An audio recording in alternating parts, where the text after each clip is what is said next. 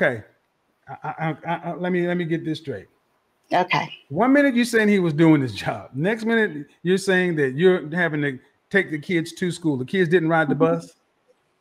No, the school was right around the corner for my daughter. So in elementary school, that is. So does he do any homework with the kids? So you're basically basically making it sound like is he just woke up in the morning and just sat there. Okay. And he did that for how many years? Years, the whole marriage. No, that's my point. That's he not wasn't. How you started. You didn't start it that way.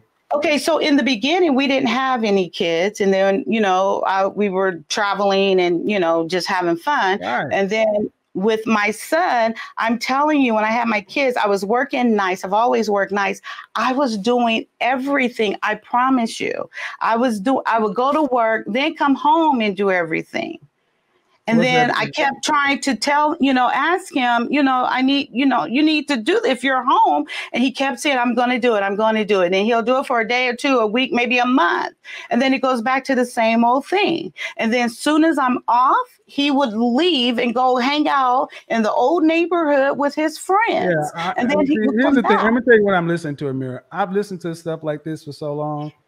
All I'm hearing is a bunch of white noise and lies because I mean, I know what you've told this story so long, ma'am. I know this is what you believe, and I'm quite sure there are hints of truth to it.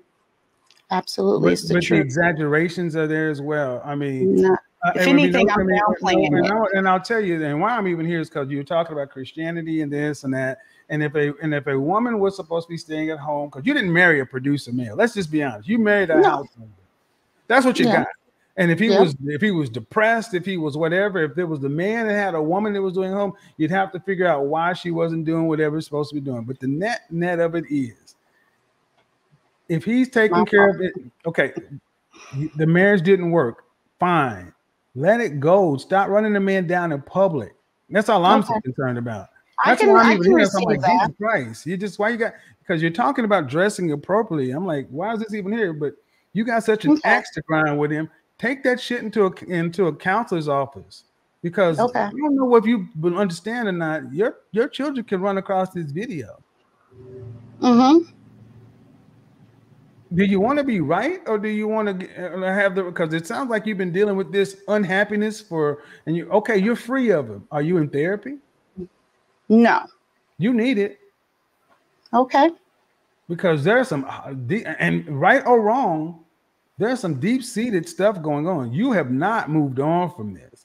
And maybe you shouldn't be. Maybe everything you're saying is 100% correct. All right, but you're divorced. And you're out but you still got another half of life left. What's the rest of life going to look like? Because this chapter's over. And your son is 17, your daughter's 14. That's it. That's their father, no matter, and you picked him. I did.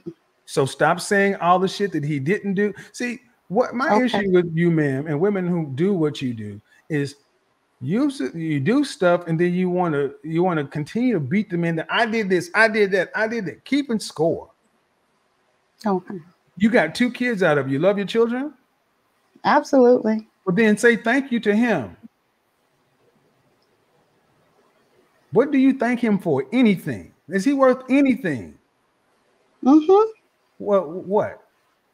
I have thanked him for my children. What are some good things about him outside of the kids? Well, when things do need to be fixed around the house, he'll fix it.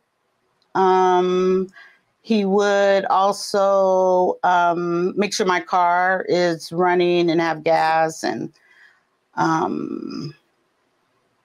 yeah. God damn. God damn. Wow. Take the kids out. That's why I said what I said. Take the kids out. Well, he's handy around the house. He put gas in the car. That's a man's life. That's all he's worth is to be a handyman and pump gas.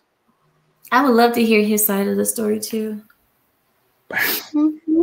I'm not keeping anything. I mean, I'm absolutely. But that's all you have to say good about a man that's been with to share this much of your life. That's it. He's handy around the house and pump some gas. You asked me what does he? I'm being 100%. I said outside. No, ma'am. I said outside. I said that everybody has some good. A broken clock's right twice a day. What are some good things about the man outside the children? Because I know you're gonna go. I am not lying. I'm telling you. I mean, I am being 100%. Okay, so how old is he? He's 54. Yeah, 54. He's a year older than me. So 54.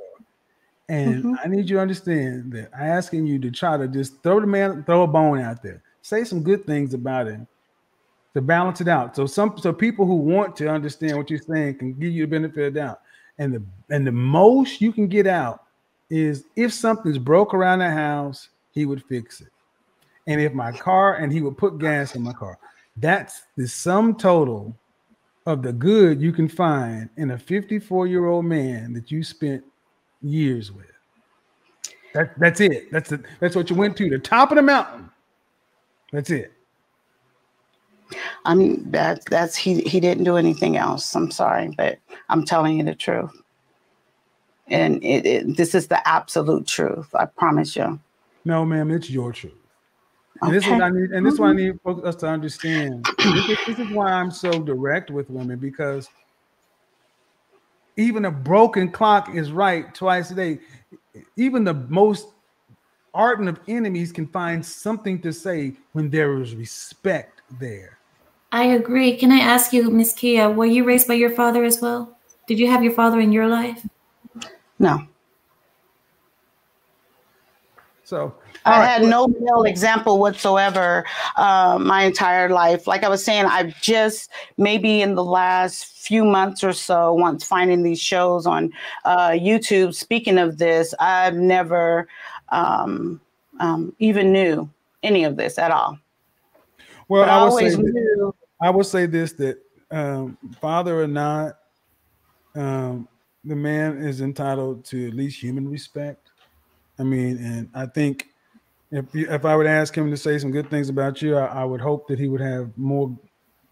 That's why I think therapy is so good, because I watched my uncles, I watched a family member of mine's woman live her entire life with this level of anger and hostility and resentment, or whatever you want to call it.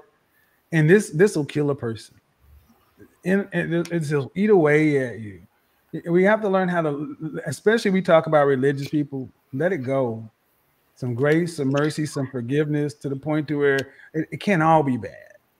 But you're not there yet. That's why I say therapy is good, because whether you got it growing up or not, we're still here in process. And I can't imagine that a husband, the father of your children, the best things you can say is that. So